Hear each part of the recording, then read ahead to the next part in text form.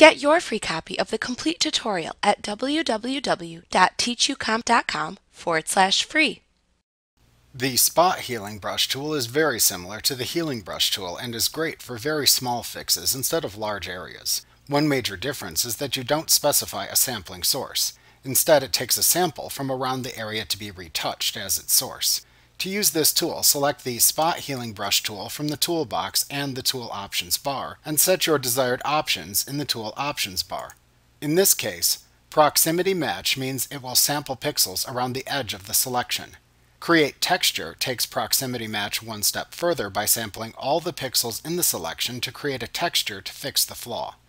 The Content Aware option is a great option for removing objects from an image, as Elements replaces what you paint over with content matching the surrounding pixels.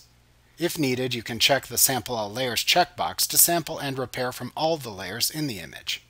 After choosing your settings, click or drag on the area in the image to repair.